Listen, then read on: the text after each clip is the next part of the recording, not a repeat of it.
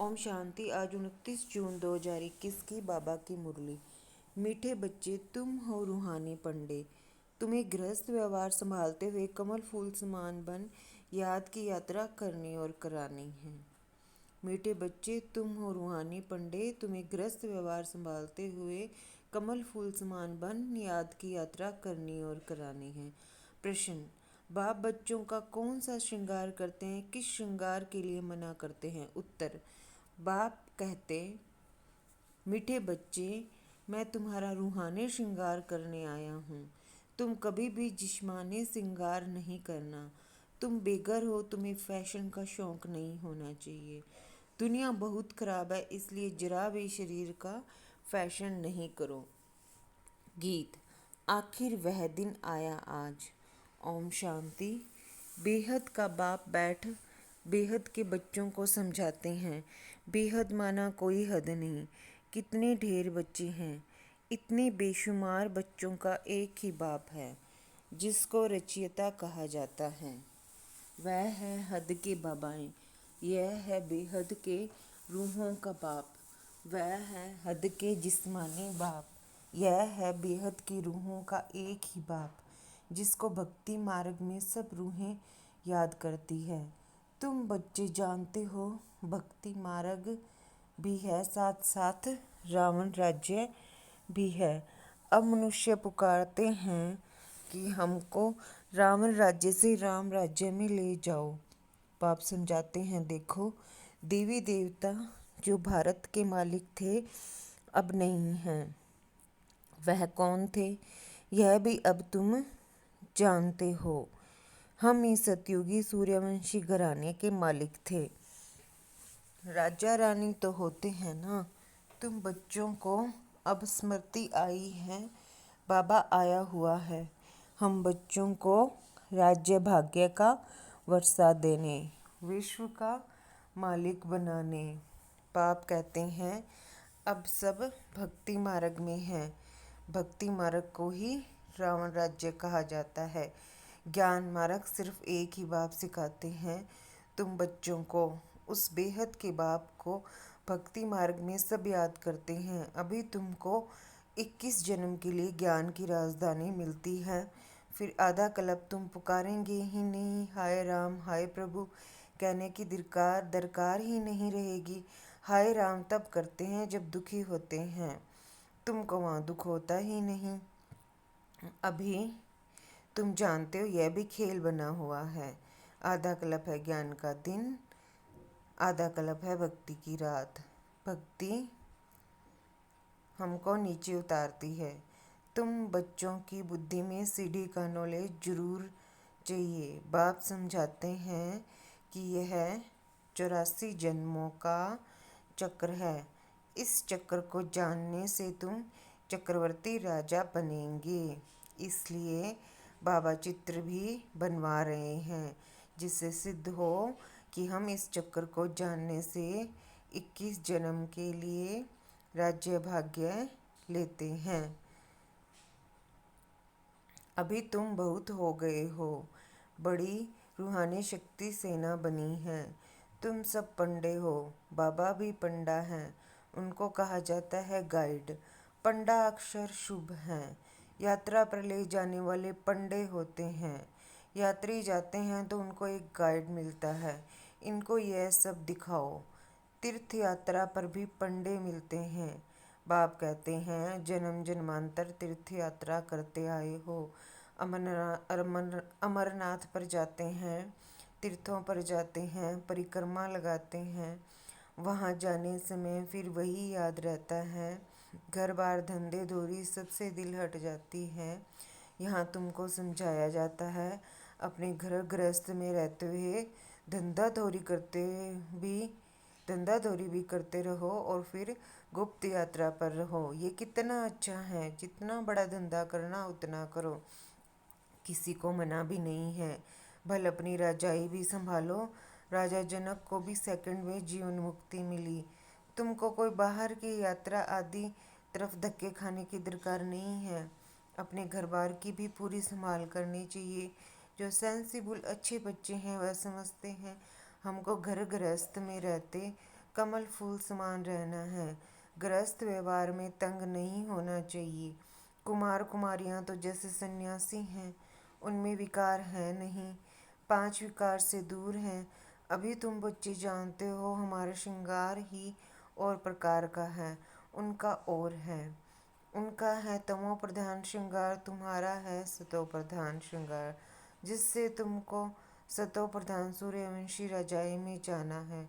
बाप तुम बच्चों को समझाते हैं, तमो प्रधान जिस्मानी श्रृंगार जरा भी नहीं करो। दुनिया बहुत खराब है। गृहस्थ व्यवहार में रहते फैशनेबल मत बनो। फैशन कशिश करता है। इस समय खूबसूरती अच्छी नहीं है। काले हो तो अच्छा है, कोई पंजा नहीं मारेगा। खूबसूरत पिछाड़ी तो फिरते रहते हैं, कृष्ण को भी सांवरा दिखाते हैं। तुमको गोरा बनना है शिव बाबा से, वह गोरे बनते हैं पाउडर आदि से। कितना फैशन है, बात मत पूछो। साहूकारों की तो सत्यानाश है। गरीब अच्छे हैं, गावड़े में जाकर गरीबों का कल्याण करना है, परंतु आवाज करने वाले बड़े आदमी भी चाहिए। तुम सब गरीब हो ना, को साहूकार है क्या? तुम देखो कैसे साधारण बैठे हो। बम्बई में फैशन देखो तो क्या क्या लगा पड़ा है। बाबा पास मिलने आते हैं तो कहता हूँ, तुमने यह जिस्मानी श्रृंगार किया है, अब आओ तो तुमको ज्ञान श्रृंगार कराएं, जिससे तुम स्वर्ग की परी 21 जन्मों के लिए बन जाएंगी, सदा सुखी बन जाएंगे, ना कभी रोएंगे ना दुख होगा। अभी ये जिस्मानी श्रृंगार तुम छोड़ दो। तुमको हम ज्ञान रत्नों से ऐसा फर्स्ट क्लास श्रृंगार कराएंगे जो बात मत पूछो। अगर मेरी मत पर चलेंगे तो तुमको पटरानी बनाऊंगा। यह तो अच्छा है ना? तुम सब भारतवासियों को हमको इस तमो प्रधान आसुरी दुनिया नरक से भगाए स्वर्ग की महारानी बनाता हूँ। तुम सब भारतवासियों को इस तमो प्रधान आसुरी दुनिया नरक से भगाए स्वर्ग की महारानी बनाता हूँ। तुम बच्चे समझते हो आज हम सफ़ेद पोश में हैं, दूसरे जन्म में स्वर्ग में सोने के चम्मच से दूध पिएंगे। यह तो बहुत चीची दुनिया है। स्वर्ग तो स्वर्ग है, बात मत पूछो। यहाँ तुम बेगर हो, भारत बेगर है। बेगर टू प्रिंस गाया हुआ है। इस भारत में ही फिर जन्म लेंगे। बाप हमने हमको स्वर्ग का मालिक बनाया था। रात दिन का फर्क है। महान गरीब है, जिनको खाने के लिए कुछ नहीं होता, उनको ही दान दिया जाता है। भारत ही महान गरीब है। बिचारों को यह पता भी नहीं कि इस समय सब तमो प्रधान है। दिन प्रतिदिन सीढ़ी नीचे उतरते ही रहते हैं। अभी कोई सीढ़ी चढ़ नहीं सकते। 16 कला से 14 कला, फिर 12 कला नीचे उतरते ही आते हैं। यह लक्ष्मी नारायण भी पहले 16 कला संपूर्ण थे, फिर 14 कला में उतरते हैं ना। यह भी अच्छी रीति याद करना है। सीढ़ी उतरते उतरते बिल्कुल ही पतित बने हैं, फिर स्वर्ग के मालिक कौन बनाए? ये वर्ल्ड की हिस्ट्री ज्योग्राफी रिपीट होती है, यह भी सब कहते हैं, परंतु अब कौन सी हिस्ट्री रिपीट होगी ये कोई नहीं जानते। शास्त्रों में तो लिख दिया है सतयुग की आयु लाखों करोड़ों वर्ष है। पूछो सतयुग कब आएगा, कहेंगे अभी 40,000 वर्ष पड़े हैं। तुम सिद्ध कर बतलाते हो कल्प की आयु ही 5,000 वर्ष है। वह फिर सिर्फ सतयुग को ही लाखों वर्ष दे देते हैं। घोर अंधियारा है ना, तो मनुष्य कैसे माने भगवान आया होगा? वह समझते हैं भगवान तब आएंगे जब कलयुग का अंत होगा। अभी तुम बच्चे इन सब बातों को समझते हो। विनाश सामने खड़ा है। बच्चों को समझाया जाता है कि विनाश के पहले बाप से वर्षा ले लो, परंतु कुंभकर्ण की नींद में सोए पड़े हैं तो बेचारे हाय हाय कर मरेंगे। तुम्हारी जय जयकार हो जाएगी। विनाश में होती ही है हाय हाय। विपरीत बुद्धि हाय हाय ही करेंगे। अभी तुम हो सच्चे की औलाद सच्चे, नरक का विनाश होने बिगर स्वर्ग कैसे बनेगा। तुम कहेंगे यह तो महाभारत लड़ाई है, उनसे ही स्वर्ग के द्वार खुलने हैं। मनुष्य तो कुछ नहीं जानते हैं, तुम्हारी बुद्धि में है। हमको अभी देवी स्वराज्य का माखन मिलता है, वह आपस में लड़ते रहेंगे। हैं वह भी मनुष्य, तुम भी मनुष्य, परंतु वह है आसुरी संप्रदाय, तुम हो देवी संप्रदाय। बाप बच्चों को सम्मुख सम्मुख समझाते हैं, तुम बच्चों के अंदर में खुशी रहती है। अनेक बार तुमने ऐसी राजधानी ली है जैसे अभी तुम ले रहे हो। वह आपस में दो बिल्ले लड़ते हैं, माखन तुमको मिलता है सारे विश्व की बादशाही का। तुम यहाँ आते ही हो विश्व का मालिक बनने। तुम जानते हो हम बाबा से योग लगाए कर्मातीत अवस्था को पाएंगे, वह आपस में लड़ेंगे, हम विश्व की बादशाही पा ही लेंगे। यह तो कॉमन बात है, वह बाहुबल वाले विश्व की बादशाही ले न सके। तुम योग बल से विश्व के मालिक बनते हो। तुम्हारा है ही अहिंसा परमो देवी धर्म, दोनों हिंसाएं वहाँ होती नहीं। काम कटारे की हिंसा सबसे खराब है, जो तुमको आदि मध्य अंत दुख देती है, ये किसी को पता नहीं। रावण राज्य कब होता है, अभी पुकारते हैं आकर हमको पावन बनाओ, तो जरूर कभी पावन थे ना। भारतवासी बच्चे ही पुकारते हैं दुख से लिबरेट करो, शांति धाम ले जाओ, दुख हर कर सुख दो। कृष्ण को हरि भी कहते हैं। बाबा हमको हरि के द्वारे ले चलो, हरि का द्वार है कृष्णपुरी, यह है कंसपुरी। ये कंसपुरी हमको पसंद नहीं है, माया मचंदर का खेल दिखाते हैं। यह तो तुम जानते हो, रावण का राज्य द्वापर से शुरू होता है। देवताएं जो पावन थे वह पतित होने शुरू होते हैं। इसकी भी निशानियां जगन्नाथपुरी में है। दुनिया में बड़ा गंद लगा हुआ है। अब हम तो उन सब बातों से निकल परिस्तान में जाते हैं। इसमें बड़ी हिम्मत महावीर बना चाहिए। बाबा का बनकर पतित थोड़े ही बनना है। वह समझते हैं स्त्री पुरुष इकट्ठे रहें और आग न लगे, ये हो नहीं सकता।